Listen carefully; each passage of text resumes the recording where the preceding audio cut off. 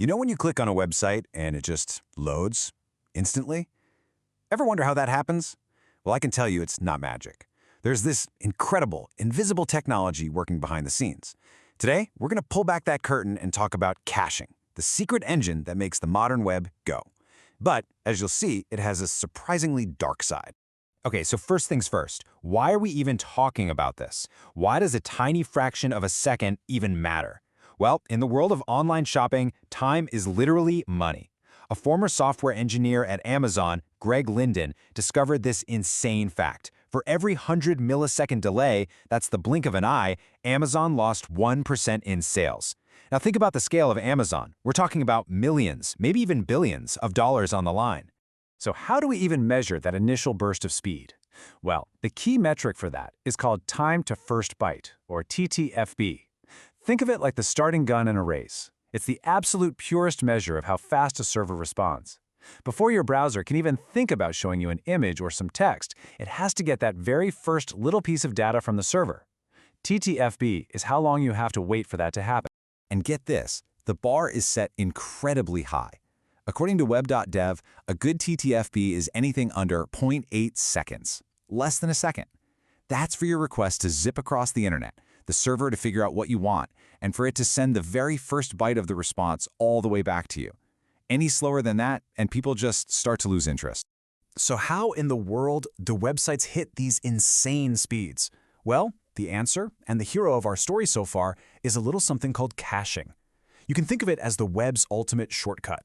At its heart, caching is actually a really simple idea. You just take the stuff that people ask for all the time, images, bits of code, maybe the results of a big database search, and you store a copy of it somewhere that's super fast to access, like in a computer's memory. That way, the next time someone asks for that same thing, the system doesn't have to do all the slow, hard work of creating it from scratch all over again. And honestly, the best way to wrap your head around it is with this analogy. Caching is just like keeping your favorite snacks in your desk drawer, right? Instead of making that long, slow troop all the way to the main kitchen every single time you want one, you've got a little stash right there next to you. It's all about making the journey shorter for the things you want most often. And this leads to two very different outcomes. When you ask for something, you either get a cache hit, that's the jackpot. The data is right there in the fast storage, the snack is in your drawer, and you get it instantly. Or you get a cache miss. That's a bummer. The data isn't there, so the system has to make that long, slow trip all the way back to the original server, the kitchen, to go get it for you. The whole game is to get as many hits and as few misses as possible. So that's the basic idea, but how does that simple concept scale up to make the entire internet feel faster? Let's take a look at how caching is used out there in the wild. See, caching isn't just one thing. It's a strategy with multiple layers.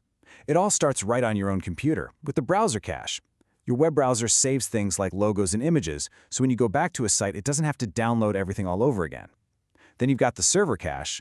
This is where the website itself keeps fully built pages ready to go, so it doesn't have to piece them together for every single visitor.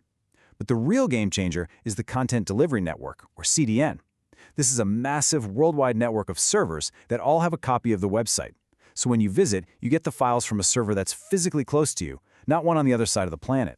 And when all these layers work together, whoa, the impact is huge. For us, it means websites load in a flash. But for the people who run the websites, it's an absolute lifesaver. It means way less stress on their main servers, which saves them a ton of money. It leads to a better user experience, which Google loves, so they rank higher in search results. And, maybe most importantly, it lets a site handle a massive flood of traffic without just falling over and crashing. It all sounds perfect, doesn't it? A brilliant piece of tech that just makes the web better and faster for everybody. But what if that shortcut, the very thing that makes caching so powerful, could be turned into a weapon?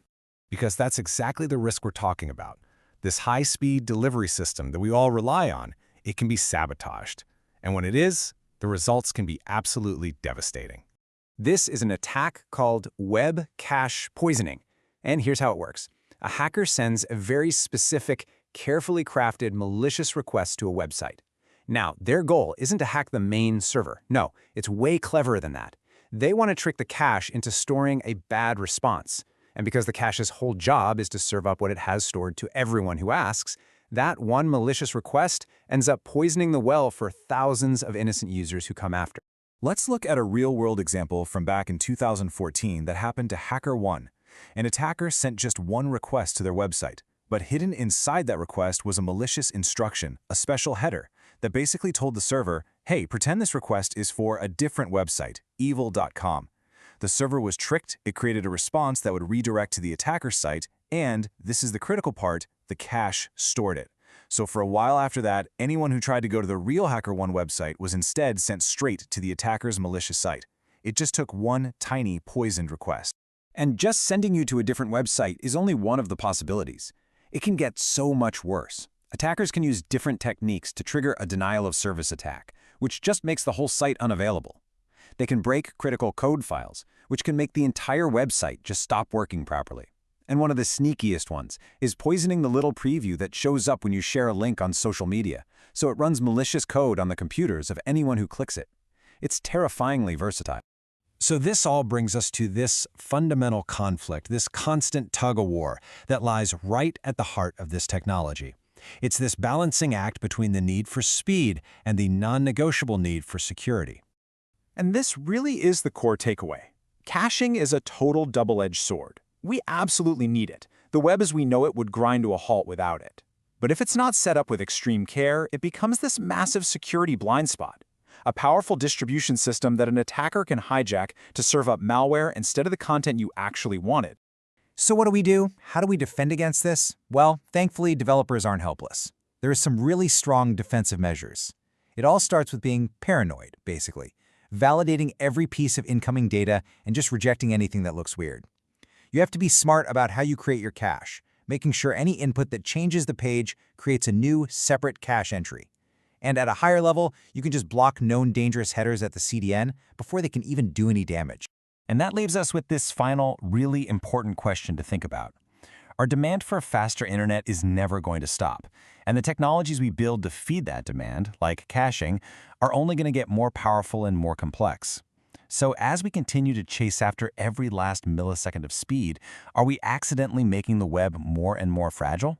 It's a huge challenge, and one that the next generation of developers will have to solve.